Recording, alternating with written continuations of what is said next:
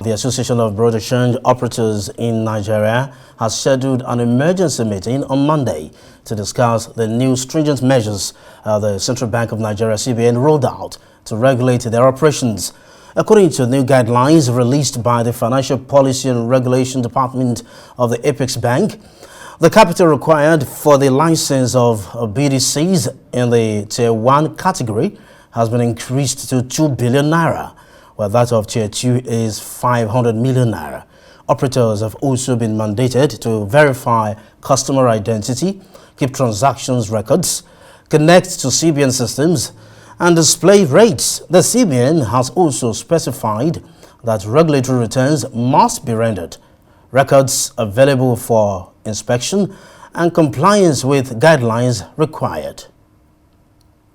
Let's speak with Paul Alaje, an economist, on these guidelines by the CBN. Paul, thank you for coming to Newsnight. Thank you so very much for having me. You've seen the guidelines, and let's take from money laundering.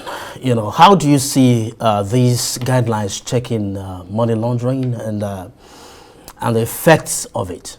Well, to a large extent, the transparency component that is embedded by the Apex Bank will ensure that the money laundering component, which of course has bedeviled our nation, significantly reduced.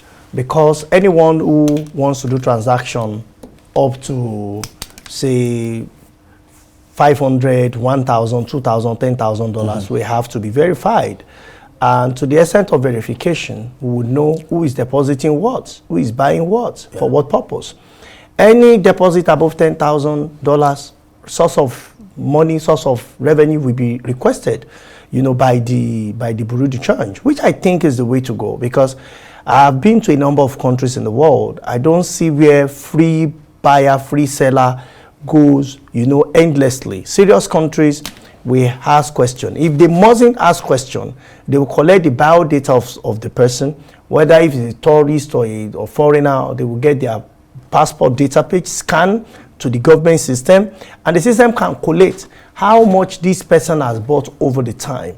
So I think this is the right way to go, by first capturing the database of those who wants to put their money in FX. That's on one hand.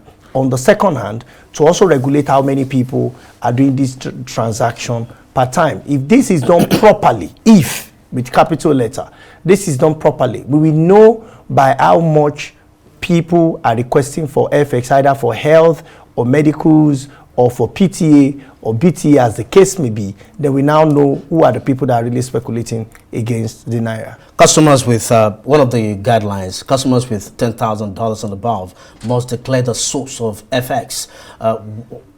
Doesn't this look too easy to circumvent? What if I do $5,000 and I give $5,000 to my ally? Well, it's not the first time we are seeing this kind of policy. The former administration, the former CBN governor also did this in his administration, but it never worked. So maybe because central bank is bringing a a system, a technology component into this, where database will be collected anyways. It will be connected to the central bank system, and central bank can even see if the Bureau de Change is not filling proper information. Maybe somebody will get code directly from central bank to see where is the source of that money. It could also be that central bank will connect that to the NFIU. For NFIU would also provide such information to help the country to know the sources of revenues or sources of such income. By all means, if somebody is doing 5,000 and you have done 5,000 twice a day, then we can also note that, come on, 5,000 plus 5,000 is 10,000. So whatever how you do it, we will know. And it's not all ally that will agree to going to change money they don't know anything about all the time. So by all means, there will be some reduction in speculation and money laundering. So it may not be 100%, but I believe that we should take one step after the other to solving our problem, so that we can build a nation we cannot be desirable of. Okay, let's look at this. The financial regulator says forex sales by BDCs must fall within the scope of personal travel allowance (PTA) that you said earlier, and business travel allowance (BTA), provided that the person who receives BTA on behalf of a non-individual entity, that's a business, shall not be entitled to PTA for the same period. You know, I mean, sometimes there could be some sort of policy. Doesn't this look like one? Well, here is it. I think what the Apex Bank was doing is that if you are collecting PTA and you own a company, you also want to collect from your company. We know that your company is not going to travel. You are still the person that will travel. You know, so it's still one person at the same time. And I think this is where communications department is set up. I know they're doing their best, but they have to do more, because right now all eyes on exchange rates. If you devalue the naira or anything happens to exchange rate, everybody's life is being devalued. So we need to speak for people to understand. But before you go on, let me come in before you go on, Paul. Let's make this clear. I own a company and I'm traveling on behalf of my company. At the same time, my daughter is traveling for schooling. I mean, no, your daughter, if it's not part of your board, is not your company. But if you are traveling, you want to get personal for you, and you want to get basic, and you want to get for your company. You can't do the two together, because at that time it's difficult to differentiate between you and your company. So, but if your daughter is traveling and is not part of your board, then your daughter could get. That's my understanding of what the central bank is saying. That's what, because it's beginning to look like there could be a clash some way. Because if I am representing my company, I mean, invariably, and then at the same time, it falls within the same time that my daughter is traveling to school, you know, then I get denied. How no, I don't think you get denied if your daughter is traveling, because your daughter will have the travel papers. How it's done is that it's the travel papers of the person traveling, not the person representing. You can only represent a non-entity. So you can get for your travels, business travel, and I get maybe about $5,000. But your daughter is traveling for a personal reason, which is about $4,000. So I don't think there will be dispute around this, because if the two of you are not buying from the same BDC anyways, you are buying from BDC in Lagos, the other one is buying from BDC in Abuja, they are two different BDCs. So I believe that all of this should also be explained by the Apex Bank, so that people are not unnecessarily denied from what they can have access to, as according to the law that is just been issued. Now, 75% of sales by BDCs must be transmitted electronically. That's trying to check the amount of cash in circulation, right?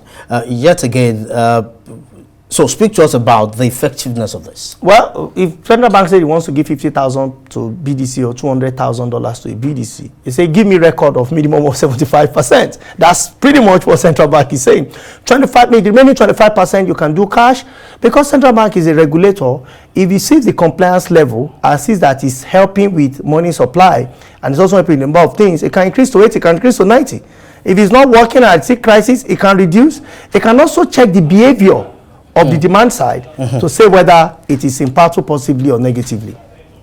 So as we wrap this up, so where do you see this leading Nigeria's economy in terms of the strength of the naira? Well, I will first start by saying that the barrier to entry is so high, very high barrier to entry, 2 billion naira to one BDC for national. I think that we might need to adjust if we want to do national. Is so high, but the state it's a bit high too, 500 million. I really don't know, well, maybe because I don't do BDC business, but I think that's quite high for them, and it may now have to take some of them. What we don't want to have, some of them may remain on the streets and they will be doing 100%. The people that are buying from central bank, they will not be selling that 25% to them to fuel that market. And if you have one parallel market, is enough to give a counter-productive result to what the Apex Bank wants to achieve. So I don't know if Apex Bank could look at maybe having a third tier, so that we can capture as many as possible, so that if anyone is arrested, we can say, yes, we have done our best to bring you guys on board, but we can start with the first 2 tiers, 2 billion, 500,000, maybe units, the way we had it those days with microfinance bank, have unit microfinance bank, or in this case BDC, because the state could have 3, maybe 1 unit, 100 million thereabouts, where you can also do business, you know, and anyone on the street, we can ask questions. But if you say 500 million, this time of economy, so all of this is expected to manage the process, especially the demand side, which is all 20%. Central Bank have done its own regarding the demand side. What authorities we need to do, which is fiscal, trade, and the entire government, is what happens to supply side. That is the big elephant in the room. How do we start manufacturing? How do we start exporting? How do we take our farm taken over by bandits? How do we transfer that to plantation so that we can end hunger, we can end poverty, we can have improved exchange rates? Because central bank cannot print the dollar. The fiscal authority, the trade authority must become responsible. Why? The time is not on our side. Thank you very much, Paul Alaje. The conversation is just beginning. I'm sure in the coming days, in the course of the week, we'll get to have you again for more conversations in this.